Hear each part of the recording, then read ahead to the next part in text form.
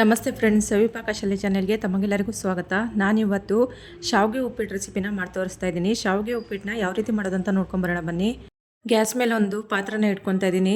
ಅದಕ್ಕೆ ಒಂದು 4 ಚೆಂಬು ಆಗುವಷ್ಟು ನೀರು ಹಾಕ್ಕೊಂಡು ನೀರು ಚೆನ್ನಾಗಿ ಕುದಿ ಬರಬೇಕು. ಅಲ್ಲಿ ತನಕ ಇದನ್ನು ಒಂದು ಪ್ಲೇಟ್ನ ಮುಚ್ಚಿ ನೀರು ಚೆನ್ನಾಗಿ ಕುದಿಸ್ಕೊಳ್ಬೇಕು.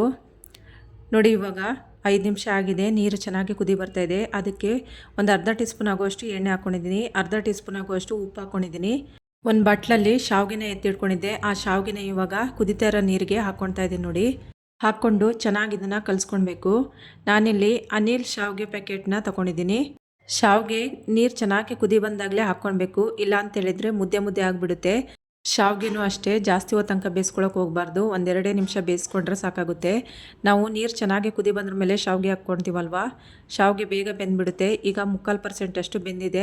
ಸಾಕು, ಇವಾಗ ಇಷ್ಟು ಬೆಂದರೆ ಇದನ್ನ ಇವಾಗ ತೆಗಿತಾ ಇದ್ದೀನಿ. ನೋಡಿ, ತೆಗೆದುಬಿಟ್ಟು ಒಂದು ಪಾತ್ರೆ ಇಟ್ಕೊಂಡು ಒಂದು ಸ್ಟ್ರೈನರ್ ಇಟ್ಕೊಂಡಿದ್ದೀನಿ.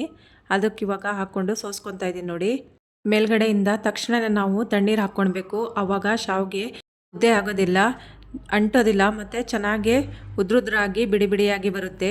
ನೋಡಿ, ಇವಾಗ ತಣ್ಣೀರೆಲ್ಲ ಹಾಕ್ಕೊಂಡಿದ್ದಾಗಿದೆ. ನೋಡಿ, ಕೈಯಲ್ಲಿ ತೋರಿಸ್ತಾ ಇದ್ದೀನಿ. ನೋಡಿ, ಎಷ್ಟು ಚೆನ್ನಾಗಿ ಉದ್ರುದ್ರಾಗಿ ಚೆನ್ನಾಗಿ ಬಂದಿದೆ. ಒಂಚೂರು ಅಂಟ್ಕೊಳ್ತಾನೆ ಇಲ್ಲ.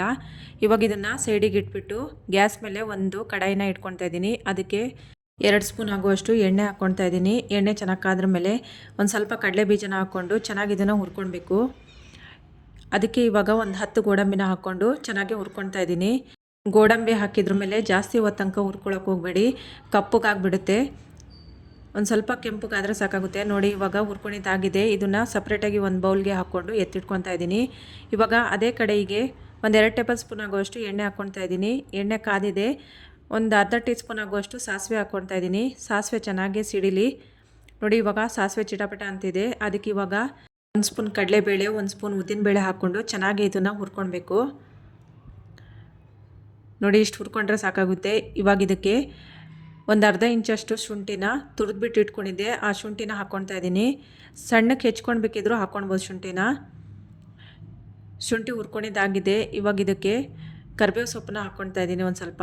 ಈ ಶಾವಿಗೆ ಉಪ್ಪಿಟ್ಟಾಗಲಿ ರವೆ ಉಪ್ಪಿಟ್ಟಾಗಲಿ ಬಿಸಿ ಬಿಸಿ ಇದ್ದಾಗಲೇ ತಿನ್ನೋಕ್ಕೆ ಚೆನ್ನಾಗಿರುತ್ತೆ, ಮತ್ತು ಉದುರಾಗಿದ್ರೇ ಚೆನ್ನಾಗಿರುತ್ತೆ. ನೋಡಿ, ಇವಾಗ ಒಂದು 2ರಿಂದ 3 ಈರುಳ್ಳಿ ಮತ್ತು ಹಸಿಮೆಣ್ಸಿನ್ಕಾಯಿನ ಕಟ್ ಮಾಡಿಕೊಂಡು ಹಾಕ್ಕೊಂಡಿದ್ದೀನಿ. ಅದನ್ನು ಚೆನ್ನಾಗಿ ನಾವು ಹುರ್ಕೊಳ್ಬೇಕು ಕೆಂಪಗಾಗೋ ತನಕ.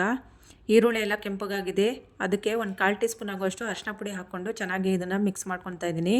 ಈರುಳ್ಳಿ ಎಲ್ಲ ಹುರ್ಕೊಂಡಿದ್ದು ಸಾಕು.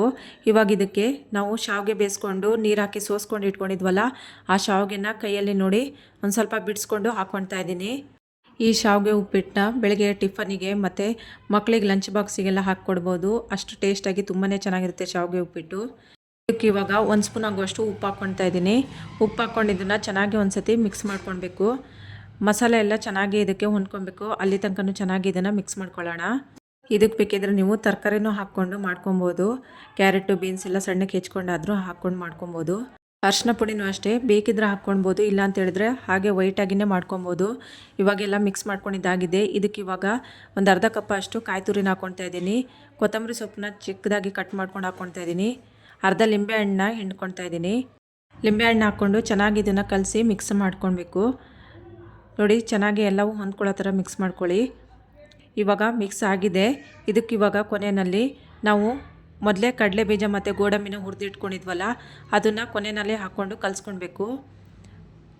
ನಾವು ಕಡಲೆ ಬೀಜ ಮತ್ತು ಗೋಡಂಬಿ ಕೊನೆಯಲ್ಲಿ ಏನಕ್ಕೆ ಹಾಕ್ಕೊಂಡಿವಿ ಅಂತ ತಿಳ್ಕೊಂಡು ಹೇಳಿದರೆ, ತಿನ್ನೋತ್ತಿಗೆ ಬಾಯಿಗೆ ಚೆನ್ನಾಗಿ ಕ್ರಿಸ್ಪಿಯಾಗಿ ಸಿಗುತ್ತೆ. ಅದರಲ್ಲೇ ನಾವು ಒಗ್ಗರಣೆ ಜೊತೆಲೇ ಹಾಕ್ಕೊಂಡು ಮಾಡಿಕೊಂಡ್ರೆ ಮೆತ್ತಗಾಗಿಬಿಡುತ್ತೆ. ಕಡಲೆ ಬೀಜ ಮತ್ತು ಗೋಡಂಬಿ ತಿನ್ನೋದಕ್ಕೆ ಅಷ್ಟೊಂದು ಚೆನ್ನಾಗಿರೋದಿಲ್ಲ. ಇವಾಗ ನೋಡಿ, ಎಲ್ಲ ಮಿಕ್ಸ್ ಮಾಡಿದ್ದೆಲ್ಲ ಆಗಿದೆ. ಶಾವಿಗೆ ಉಪ್ಪಿಟ್ಟು ಇವಾಗ ರೆಡಿಯಾಗಿದೆ. ಒಂದು ಪ್ಲೇಟಿಗೆ ಹಾಕ್ಕೊಂಡು ತೋರಿಸ್ತಾ ಇದ್ದೀನಿ. ನೋಡಿ, ಎಷ್ಟು ಚೆನ್ನಾಗಿ ಉದ್ರುದ್ರಾಗಿ ಶಾವಿಗೆ ಉಪ್ಪಿಟ್ಟು ರೆಡಿಯಾಗಿದೆ ಅಂತ ಹೇಳ್ಕೊಂಡು. ನೋಡಿ, ಈ ರೀತಿಯಾದ ಶಾವಿಗೆ ಉಪ್ಪಿಟ್ಟನ್ನ ನೀವು ನಿಮ್ಮನ್ನು ಅನಿಸಿದ್ರೆ ಟ್ರೈ ಮಾಡಿ ನೋಡಿ ಫ್ರೆಂಡ್ಸ್. ಇದ್ರ ಜೊತೆಲಿ ಕಾಂಬಿನೇಷನ್ ಆಗಿ ಕಾಯಿ ಚಟ್ನಿ ಇದ್ದರೆ ತುಂಬಾ ಚೆನ್ನಾಗಿರುತ್ತೆ. ಇಷ್ಟ ಆದರೆ ಲೈಕ್ ಮಾಡಿ, ಶೇರ್ ಮಾಡಿ, ಸಬ್ಸ್ಕ್ರೈಬ್ ಮಾಡಿ friends. Thank you for watching.